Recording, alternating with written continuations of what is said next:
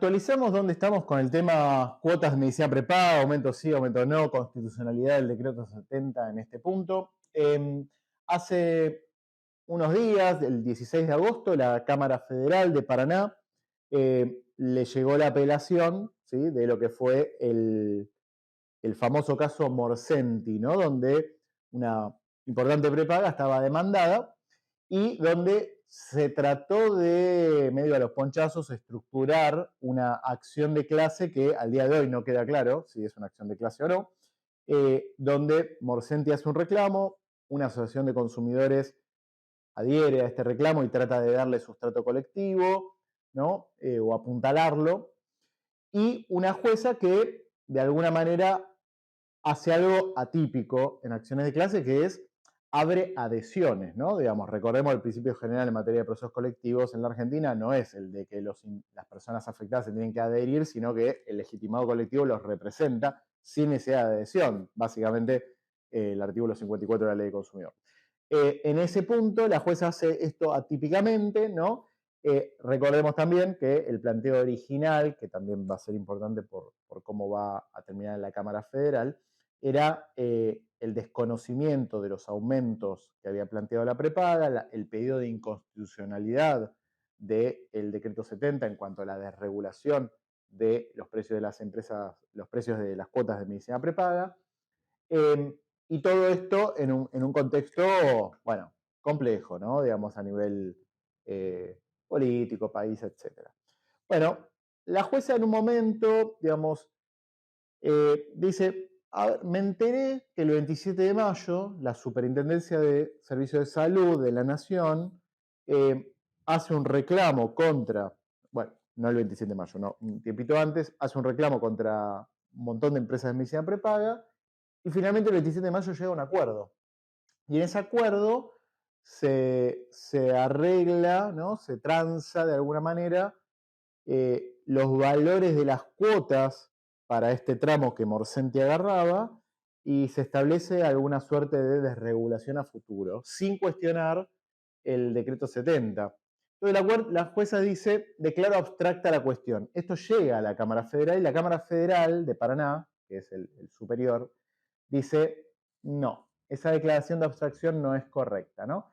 Y básicamente lo que dice, bueno, trata de acomodar esto de si hay proceso colectivo o no, y ¿qué dice? Dice, bueno, acá, dice algo que es raro, pero lo dice.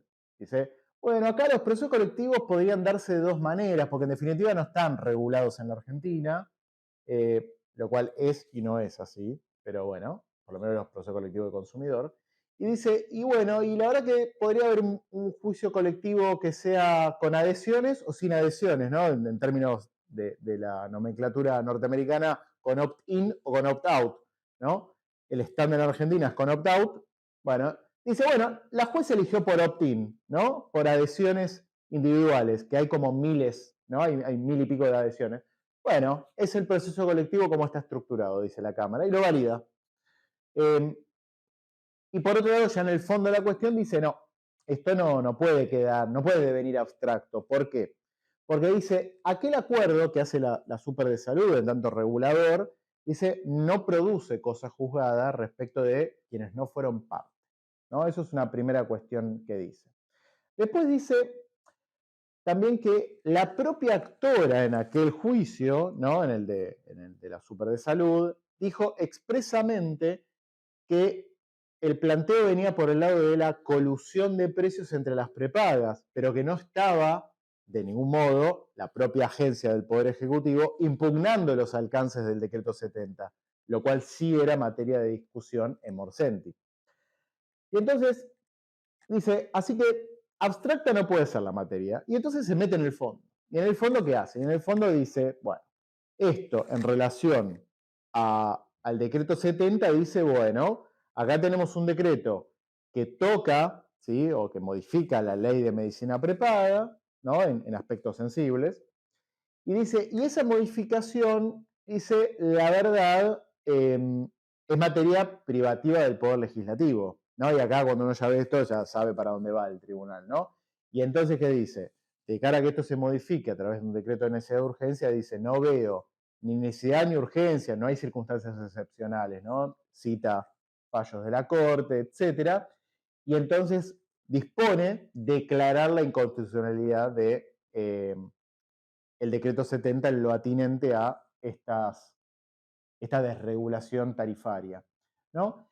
Pero ¿cómo termina? ¿No? Termina también de una forma llamativa, porque dice, a partir de que dispongo la inconstitucionalidad de las normas del decreto 70 en materia de prepaga en este aspecto, dice, la autoridad de aplicación retoma su facultad de fijar cuál es el precio de la cuota, ¿no? Que corresponde. Pero la verdad que el regulador, la autoridad de aplicación, no ha dispuesto cuál es eso, porque la autoridad de aplicación está en otra sintonía, ¿no? Lo dice de otra forma el tribunal. Y entonces, en lo que hace a la legitimidad de esos aumentos, son ilegítimos. Pero en lo que hace a, que esta es una de las pretensiones de Morsenti y de ADUC, la Asociación de Consumidores, en lo que hace al reembolso de las diferencias, dice, acá no puedo disponer esto, porque esto excede el planteo colectivo. ¿Por qué? Primero porque no tengo cuál sería la tarifa que sí podrían haber cobrado, dispuesta por el regulador, porque el regulador nunca la dispuso, ¿no? Y por otro lado dice, la verdad esto también lo podrían reclamar los afectados individuales, con lo cual entiendo que yo no me puedo meter ahí, dice el tribunal. Bueno, veremos esto si queda firme, porque para el momento de este video esto no está firme, y al mismo tiempo cómo termina la película, por lo menos en Morsenti, Fuero Federal de Paraná. A la par que pasaba todo esto en Morsenti, Paraná, ¿sí? En Capital Federal, la Sala 1 de la Cámara Civil y Comercial Federal, que es el foro donde típicamente se litigan cuestiones de prepaga, el 20 de agosto, es decir, hace muy poquito tiempo, dispuso un criterio también, que se estaba esperando, que era lo que iba a definir, en relación a este acuerdo de la Super de Salud del 27 de mayo que mencionábamos con las prepagas, ¿no? Y la cuestión era, este acuerdo, ¿no? Y que era lo discutido en el caso que llega a la sala 1, ¿no? Nuevamente, como en Morsenti, ¿no? La jueza de primera instancia dice, declara abstracta la cuestión. Entonces, la actora se agravia de eso y dice, no, momento, ¿cómo abstracta la cuestión? Si lo que estaba en discusión en el expediente de la Super de Salud no es lo mismo que lo que yo reclamaba individualmente, ¿no? Y la sala 1 le da la razón a la actora y dice, por un lado, no hay cosa juzgada colectiva que pueda extrapolarse o irradiar sus efectos a este expediente individual. Por otro lado, hace a la garantía de defensa del juicio de la actora, ¿no? El hecho de poder defenderse en su propio juicio y no se le puede trasladar los efectos de una cosa juzgada en un juicio donde no tuvo intervención. Por otro lado, dice, no hay ningún elemento que dé la pauta de que la Super de Salud estaba actuando en ese expediente que inició la Super de Salud, que estuviera actuando en representación de los afectados por los aumentos de precio de las cuotas de medicina prepaga. A la par, la actora tiene un planteo, ¿no? de inconstitucionalidad respecto del decreto 70, cuestión que no era materia de discusión en el otro expediente y que mucho menos la propia agencia del Poder Ejecutivo iba a plantear la inconstitucionalidad o consentirla.